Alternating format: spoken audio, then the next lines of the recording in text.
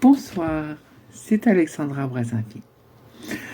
Je voulais vous remercier tous et toutes car vous avez été formidables. Je vous adore et Natacha est tellement heureuse de cet élan du cœur et de tous ces mots de sympathie. Ça l'a reboosté.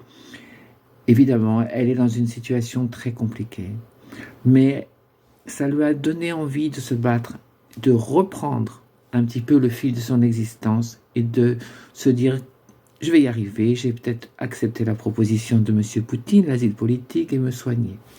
Donc vraiment, je vous embrasse très fort et elle aussi parce que, vous savez, on critique beaucoup le peuple français, mais chaque fois que je fais un appel ou que je fais appel à vous, vous êtes toujours là et vous êtes, je trouve, exceptionnel de générosité, de bon sens et vous avez l'intelligence du cœur.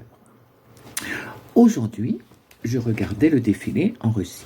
Parce que moi, je suis déjà allé une fois en Russie et j'ai même rencontré M. Poutine. Et je regardais ce défilé avec les soldats, tous ces Russes, ces beaux mecs magnifiques qui lèvent la jambe, hop, hop, hop, comme ça.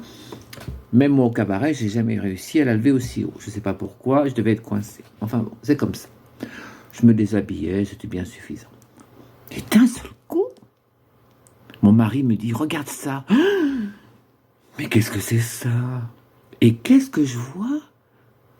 Le défilé du 8 mai en France. Et je vois l'Octoc qui est dans sa voiture, le poudré comme vous l'appelez, en train de descendre les Champs-Élysées avec une escorte et de dire bonjour aux murs et aux voitures parce qu'il n'y avait personne. Je me suis dit, mais qu'est-ce qu'il fait?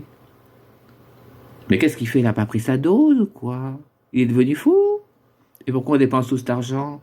S'il a envie de faire son défilé tout seul, il a qu'à aller sur une île déserte, non? Bon, enfin, moi, je n'avais rien compris. Et après, on a dit, ah bah oui, on a fait évacuer les Champs-Élysées parce que tout le monde criait assassin, démission, tant va-t'en, etc. Bah oui, on l'aime pas, il l'aime pas, bah oui, il n'a rien fait pour qu'on l'aime non plus. Puis je me suis dit, c'est vrai, une île déserte, c'est pas une mauvaise idée, un petit charter, on peut peut-être lui payer ça quand même, après tout. Il pourra emmener la créature qui est avec lui, comme ça.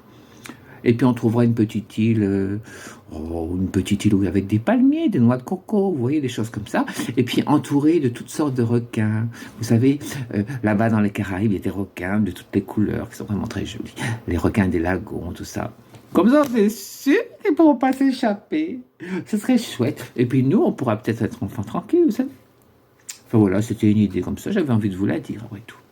En tout cas, je vous embrasse très fort et je vous dis à très bientôt. Mouah.